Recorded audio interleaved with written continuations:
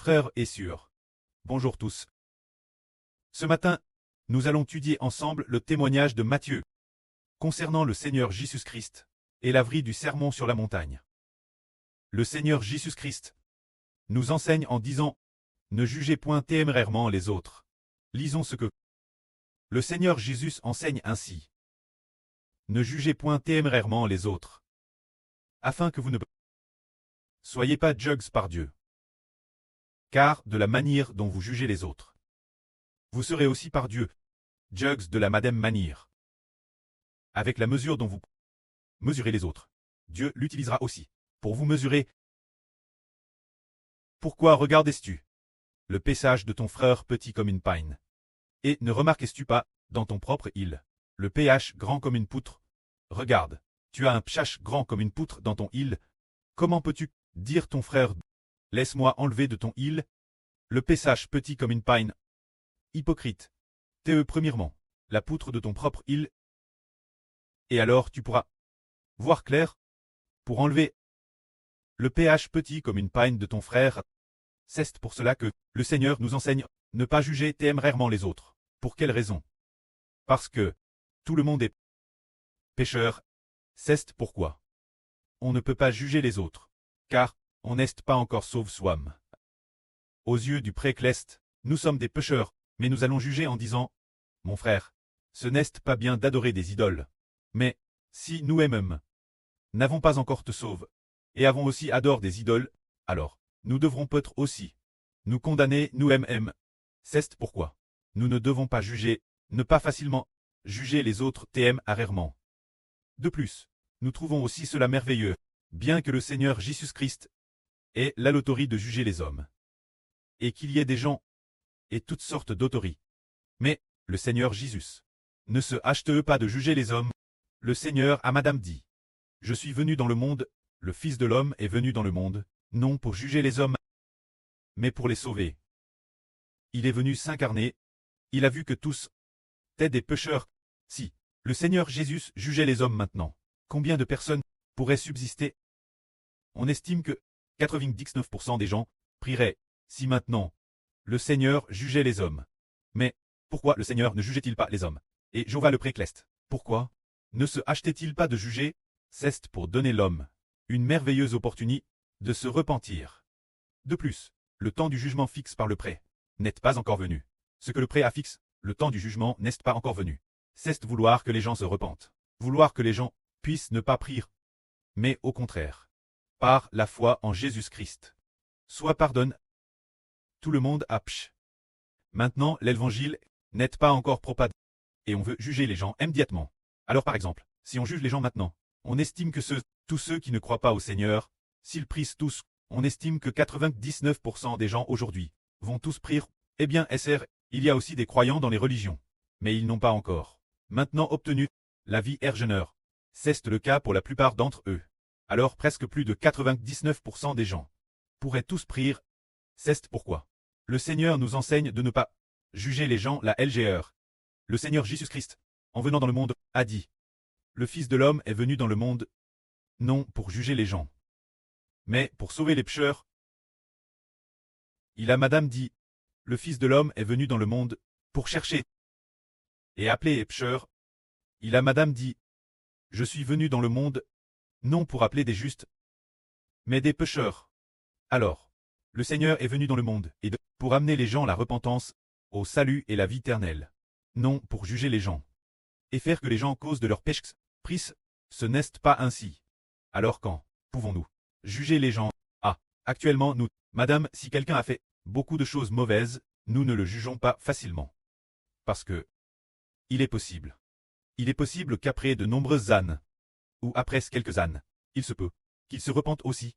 C'est pourquoi on ne le juge pas facilement. S'il faut juger les gens, le précleste a toute autorité pour juger. Pourtant, le précleste ne l'a pas fait, mais a fait preuve de patience jusqu'à ce que le temps fixe par le pré soit venu. Une fois le temps venu, et s'ils ne se repentent toujours pas, Dieu par le Seigneur Jésus-Christ jugera ceux qui refusent de se repentir jusqu'à la mort. De plus, au moment de la grande tribulation, le pré enverra encore toutes sortes de flots pour frapper la terre. Bien SR, il a aussi détruit beaucoup de gens, mais il n'a pas détruit tout le monde immédiatement. Il a détruit un grand nombre de personnes, pour donner ceux qui restent une opportunité de se repentir. On voit donc que notre précleste Jéhovah et le Seigneur Jésus ne jugent pas les gens facilement. Alors quand pourra-t-on juger? La Bible dit que c'est au son de la septième trompette, quand elle retentira, que l'on pourra juger les gens. Car, juger les gens, il faut attendre que l'Éternel Dieu se dire que l'autorité revienne entre les mains de l'Éternel Dieu. Que l'Éternel Dieu prenne le grand pouvoir et règne, c'est à dire. Quand la septième trompette sonnera, pour qu'il puisse juger les hommes.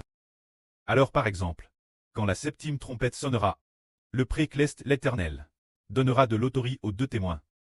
Le prêtre et le Seigneur donneront de l'autorité aux deux témoins pour leur permettre, tout moment et leur guise, de frapper le monde de divers flots, et aussi de faire jaillir du feu de leur bouche pour consumer ces méchants. Ce moment-tel, pourquoi ces deux témoins pourront-ils avoir cette autorité? Parce que le temps est venu, et oui, le temps pour eux de se repentir. Et DJ arrive, et DJ évolue. Ce moment-tel, ceux qui refusent de se repentir, lorsqu'ils attaqueront les deux témoins.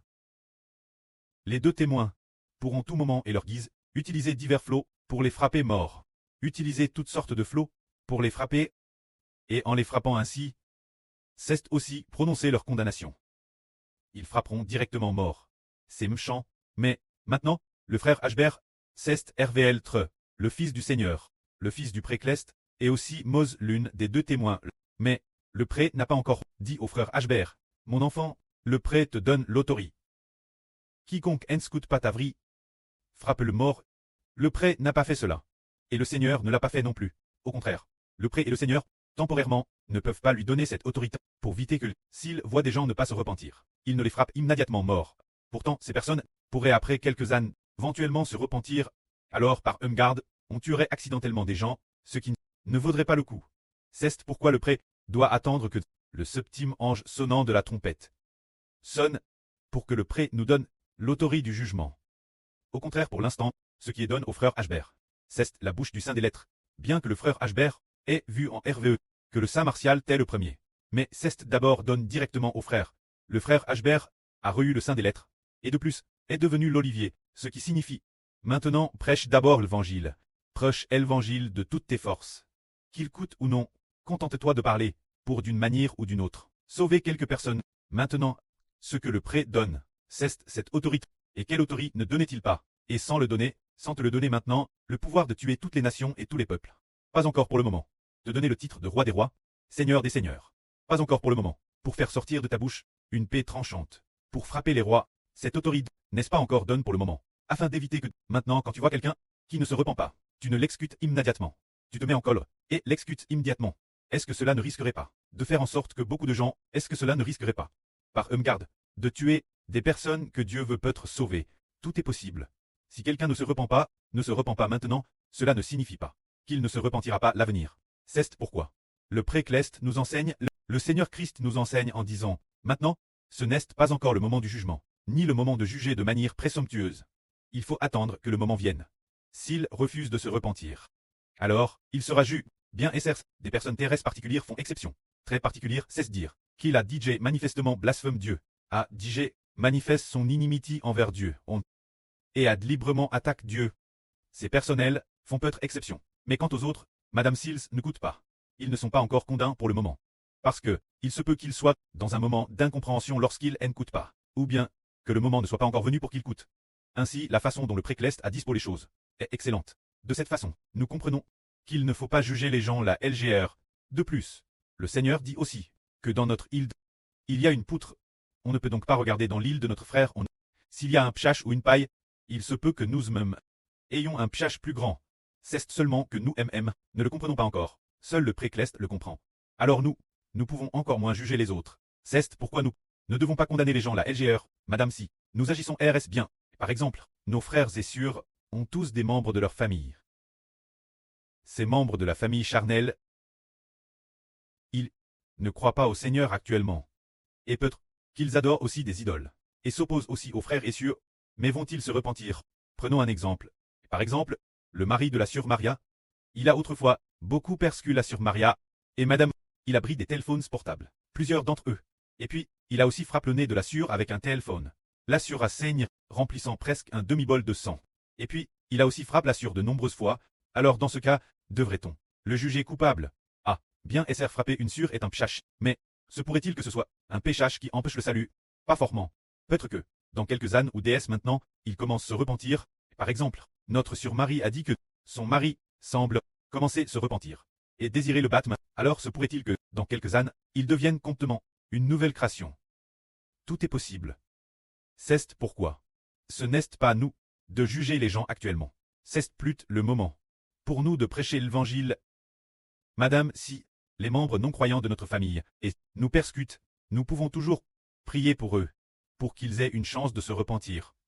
Madame, les dirigeants, les autorités, les policiers, qui nous persécutent, ou les fonctionnaires du gouvernement, qui nous persécutent, quand nous sommes persécutés, nous devons toujours rendre grâce au précleste, lui demander de pardonner leurs péchés, pour leur donner l'occasion de se repentir. C'est le moment pour cela. Mais, quand la grande tribulation viendra, alors nous pourrons juger ceux qui acceptent la marque de la bêtise, et qui reçoivent la marque de la bêtise, et de plus, qui se font nos ennemis, et attaquent directement nos frères et sœurs. Le pré donnera certains frères l'autorité de juger. Par exemple, les deux frères témoins pourront ce moment-tel face ceux qui attaquent les deux témoins. Les deux témoins les détruiront directement en utilisant divers flots ou en faisant sortir du feu de leur bouche pour les consumer. Tout moment est leur guerre frappant le monde de flots. Parce que ces gens, eux, ont déjà accepté la marque de la bêtise, et de plus, attaquent directement les deux témoins. Ou, ce moment-tel, s'ils attaquent les frères et sœurs, les deux témoins tueront directement ces méchants, ce qui est aussi un jugement juste, un jugement quittable, parce que ces méchants ont sur leur front ou sur leur main droite le nom de la bêtise DJ inscrit, et de plus, ils ouvrent la bouche pour blasphémer contre notre précleste.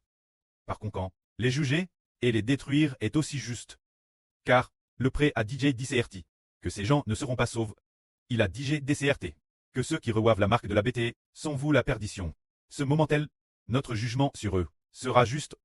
Le juste jugement, tout comme notre précleste Jova, l'est aussi. Lorsque le septième ange sonnera de la trompette, les 24 anciens diront: Notre Dieu Jova, les nations se sont irritées, et ta colère aussi est venue. Tu as saisi ta grande puissance et commence à régner. Tu vas juger la grande prostituée qui corrompt la terre. Car ton règne est venu. Ce moment-tel, Dieu commencera à juger les ingrules. Ce n'est que juste ce que le septième ange sonne de la trompette, que Dieu déclarera les ingrules coupables. Pour l'instant, bien qu'ils soient coupables, mais Dieu ne les a pas encore condamnés. Bien que ceux qui ne croient pas en Jésus-Christ soient tous coupables, mais Dieu n'a pas encore prononcé leur condamnation jusqu'à la fin. Lorsque la septième trompette sonnera, s'ils ne croient toujours pas, et que Satan le diable, quitté au ciel, a été jeté sur la terre, quand tous les ingrules qui appartiennent au diable seront DCL coupables, s'ils ne croient toujours pas. Ce moment-tel, ce sera pour ces personnes le moment de commencer les condamner, le moment de les juger. Mais maintenant, c'est par l'évangile, on veut le temps d'exhorteur les gens se repentir. Que la gloire soit auprès et au Seigneur. Amen.